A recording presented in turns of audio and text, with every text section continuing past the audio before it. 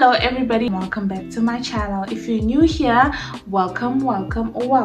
So nice to have you here, and I hope you love it so much that you like, comment and subscribe. If you are a returning subscriber, thank you so much for all your love and support, my love, and I hope you enjoy this vlog. And per usual, it's all good vibes around here. Let's get into the video. In today's video, I'll be talking about cultural shock I've experienced as a South African living in the USA. What inspired this video? Last month, which was March, I completed a year being in the US. So I arrived here on the 23rd of March 2023, and last month on the 23rd of March 2024 made it my full 12 months in the US, which is a whole full year in the United States. So I promised myself that once I finished at least a year in the US, I was gonna make a video on just me being in the US, how it is, my experience. So that's why we have this video today. I have a couple of cultural shocks that I've written down. The literal first cultural shock for me when I got here was definitely the fact that they drive on the left side. So like the driver's seat is on the left and the passenger sits on the right. And I remember when my host mom picked me up from the airport and we were going to the car, I went to the left side because usually back home the passenger sits on the left side and the driver sits on the right. I remember going to the left side to just sit down, you know, and when I got to the left side there was a steering wheel and I was like, what the heck is happening here? And my host mom was like, oh no, you go to the other side. And I was like, oh, and it immediately clicked that, oh, you're in America now, you know, they drive on the left instead of the right. So that was like the first cultural shock that hit me on the first day that I got here. And sometimes it's still a bit confusing when you see cars and stuff. You're like, is it, you know? But yeah.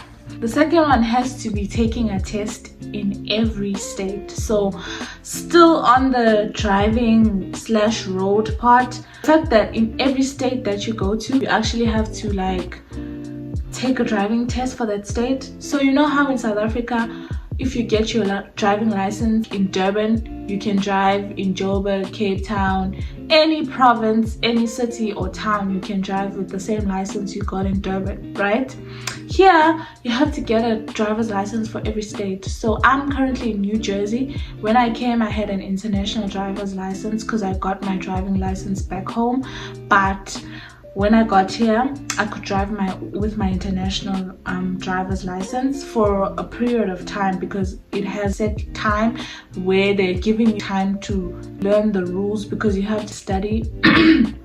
They do like a learners, how we do it back at home, where you study for your learners and then you pass your learners, and after writing the learners you start your driving lessons, and then you take a driver's test, and if you pass you have a license. So here you also have a written test and you have like a driving test.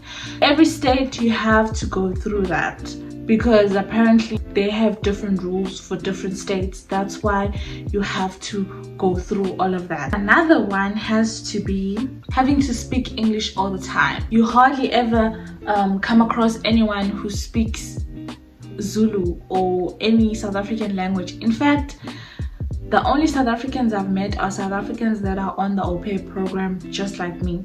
I've never ever bumped into any South African anyway, like whether it's my neighbor or it's the mall, they're just simply not there. Like they are not there. So having to speak English all the damn time, no vernac whatsoever, it's exhausting. So this is like the fourth cultural shock. It's the fact that I hardly ever see any polos. Like, you know, some of the cars I see back home, I don't see them here. Like vans, you know how back home in the small town, back in the villages, there's like vans and quantans, and in cities there's like Polo GTIs. Oh, but Polo I hardly see any quantums here. In fact, I've never seen a quantum here. I've never seen a GTI here. I've seen a van, 1 or 2 vans that look almost similar to the ones back home, but not really. Like, they're not there. They're literally not there.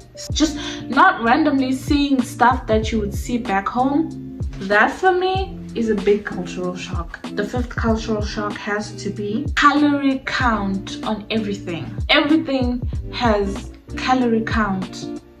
I don't know, maybe I should show you guys. Yeah, let me just show you so you see what I mean. This is an example. See, this is a bag of chips. It's potato chips. Like, they almost like Lay's, but they're different kind. And at the back it says 150 calories. You know that when you eat this whole packet, you've essentially consumed 150 calories. That's not something you actually want to know. You just want to eat your chips in peace. The 6th one is the differences in names of things. For example, petrol is gas, e.g. gas station, robots, traffic light. I remember me and my host kids having an argument about this, like, oh, the petrol station, and they're like, what do you mean it's the gas station? I'm like, well, that's you, Mina. I say it's the petrol station. The 7th one has to be you put in your own gas. So this one is not really for me because I don't drive yet, believe it or not. Going with a friend who drives to a gas station and they have to put their own gas, it's still a cultural shock to me. And my friends always hate it because, you know, in the countries they're used to having petrol attendants, and it's not an easy task to put in petrol. Putting in petrol is no child's play. You gotta make sure that you put in the right amount, otherwise you're gonna have to pay for the amount that you put in. If you put too much, you have to pay for that. You have to know what gas goes into your car. You have to know like how to operate that thing. It's like a lot of work and you must know what you're doing. So I apologize to all the petrol attendants for thinking that they have an easy job, because it's not. Doing your own nails and hair is so expensive. Oh my word. Like, back home I used to cut my hair, because even back home it's like expensive to do hair and nails. So I used to cut my hair, and even when I came here I had cut my hair. You know, I didn't have any hair, but my hair started growing and I needed to cut it. So I went to this place and they cut it for me for like $21. I wasn't really happy with the way they cut it, but it was better than nothing. But like, if you want to do braids or install a wig, person has to learn how to do their hair, because it's not funny having to pay $200 or even more to get your hair done. Braids, installing wigs, even a wash is expensive. You have to learn how to do your own hair, wash it, braid it, or cornrows or whatever. It's so hard to try and grow your hair when you live in this country, because everything is so expensive. Number 9 has to be when you convert dollars into rands. When I convert dollars into rands and I find out the amount of money I've spent, I want to scream. Tip: if you're coming to America to work or whatever, don't do the conversion thing, because it's gonna drive you crazy. Every time you buy and you try to convert and see how much this is back home maybe, and you're gonna go crazy. Just don't do it. Another one, this is number 10, is everything is so big here. Oh my word.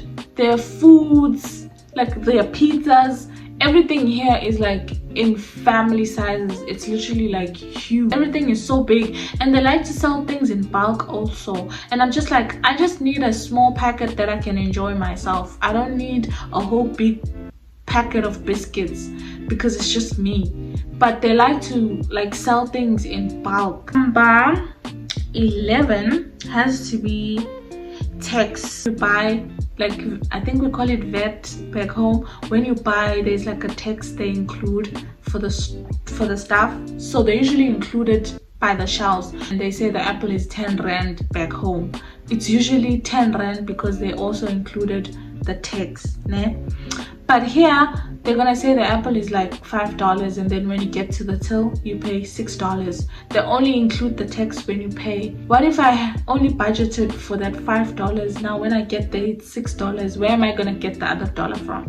Number 12 has to be the card issue at the restaurants. Oh my goodness. First, that one scared me so much, because back home you don't take someone's card and go at the back and do whatever you're doing. No, you're supposed to get a speed point and swipe in front of them, and they put their pin themselves, and then you take it out and you leave.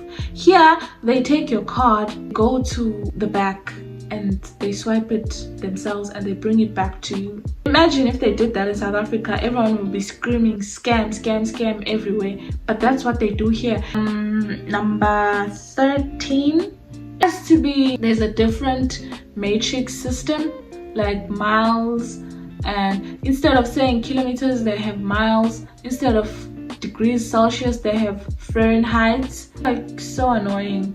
Because we live in the same world, I don't know why we just don't use the same matrix system. The other cultural shock has to be they hardly have fences. Maybe it's like 1 or 2 homes that have fences. Even those, they like fences you can jump over or fences you can break down easily. Like, security in terms of fencing is not very, prominent. They do not fence these people. Like, they don't. There's a lot of self-service. That's another cultural shock. Back home there's like petrol attendants, there's like cashiers. Here there are stores where there's literally no cashiers. You have to do everything yourself. And of course, I mentioned the gas stations that don't have petrol attendants. You have to put in the gas yourself. There's a lot of things that require you to do it yourself, which can be convenient because you can do something as fast as you want it to be done. But also another problem with that is you have to learn how to use that machine. And that's another time you trying to figure it out. Whereas if there was like someone who does that, like a cashier, you just give it all to the cashier and they'll do it. So it's like a pro and a con, but it's a lot of self-service around here to do stuff yourself. Another cultural shock, there's so many processed foods, like canned foods, frozen foods. They just buy stuff that's already made and they put it in the freezer and they warm up. And that's why they have so much cancer, because eating processed food is very dangerous, and there's a lot of processed food in America. And also the cleaning services here, I don't know, maybe it's the cleaning service that we have like a house cleaning lady that comes at least once in every 2 weeks, and she cleans the whole house, like the carpets, the bathrooms, the kitchen, everything. The job she does is not very satisfactory to me. I feel like I could even do better. People here don't know how to clean properly. They don't know how to spring clean. Back home when we say we are going to spring clean now, we mean it. Like, we be moving sofas, we be moving carpets, like proper cleaning. Here they will literally just go over the furniture, and I'm just like, aren't you supposed to be moving that? Like, I'm literally judging them so much because I'm like, you guys don't know how to clean. Like, the cleaning lady would be leaving and the house would look somewhat clean, but you can tell that there are places that still need work. That's like one person's experience. Like, I've only seen that one lady that cleans. I don't know about like other cleaning companies, maybe they do better. And another cultural shock is there's so many foods. There's literally so many varieties of food, snacks, different candies, different kinds of chips, different kinds of bacons, different kinds. Bruh, your head will spin. There's so many things to choose from. The variety is insane. I feel like they literally make food out of anything. People eat the weirdest things ever, and they're okay with it. It's their way of life, basically. This one is so annoying. The thing of having to write the date in a different format than back home. You know, back home we start with the day and the month and the year. For example, my birthday is on the 4th of October 1998, so I would say 04/10/98. Here you have to start with the month, so I would say 10/04/98. We live in the same world. I don't know why we can't just do the same things, you know. I think the reason why they start with the month, then the day, and then the year is because the month is consistent. So there's like, for example, in April, there's gonna be like the 1st of April, the 2nd of April, but it's still April. So the month hasn't changed, but the days do. So I think that's why they start with like the constant variable, which is like the month, and then they add the day, which is the changing variable, and then lastly it's like the year, which is also like constant. So, you know, because it wouldn't make sense if they were like the month, the year, and the day, you know, even though the year is like constant, just like the month. So I think that's why they do it like that. But quite frankly, I just feel like they should have just, you know, it should have been written the same way as us. But anyways, another cultural shock is the tipping culture here. I have to tip. It's not something I'm supposed to like do because I want to. It's almost like you have to tip because it's compulsory. Some places actually include the tip in their bill, so you don't even have a choice to like tip or not. Tipping is something someone has to do because they want to. If your waitress has been moody the whole time and hasn't been serving you right, you're not gonna tip that person. So tipping is from like the service. Are you satisfied with the service or not? You know, it's not like something that should be compulsory. But here they even ask you, are you gonna tip? Now it's almost like they're asking you, are you gonna tip? More like they're telling you that, well, now you need to tip. You're done, you need to tip. So the tipping culture is disgusting. And the last one for me, because I know there's probably like countless cultural shocks that I didn't mention, but these are just the ones that I've come across and I really think that they deserve a mention, honestly. Last one is they have the American flag everywhere.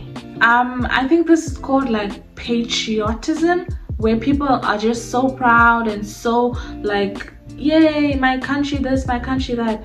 But Americans are like the most patriarchal people I've ever met. People have the American flag like in their yard. The flag would like be flying in someone's door, on their porch, or by the gate. Is your house an embassy? Like, is your house a post office? Is your house the mayor's building? Why do you have a flag at your house? I've never seen something like this. Guys, those are my cultural shocks that I've experienced so far in America. And there's probably tons and tons and tons. But, and I also, there's another one. It's, I don't know, like we have airtime in South Africa. You know, you buy airtime for your phone.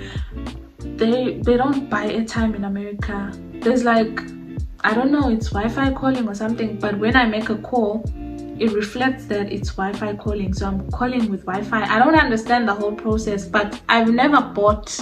If I tell you I've bought airtime ever since I got here, I would be lying. Then my host mom put me like on a contract, so my SIM card is a contract, like they give me data and everything. But still, I mean, they never talk about anything airtime related. You know how back home they say on a contract they will give you this much data. Maybe they'll say 50 MBs or maybe they'll say 1 GB data and 50 rands worth of airtime every month. Here it's like there's nothing of sort. Like there's nothing called airtime. I've never heard anyone talk about airtime, and I feel like if I tell people like airtime, they'll just look at me like my face just grew a second nose. Oh, what are you talking about? No one has ever mentioned airtime ever since I got here, and I've never heard anything about airtime ever since I got here. I hope you enjoyed the video, and if you've ever lived in America or anything, or maybe just stuff you've seen on TV, just comment in the section down below. Cultural shock you think like it is there in America, you know, or you can just tell me from the cultural shocks that I've mentioned which one you think would count as more shocking to you, because honestly, quite frankly, it's a lot and I feel like they're all just shocking. Don't forget to like and of course comment, and most definitely subscribe. See you next time.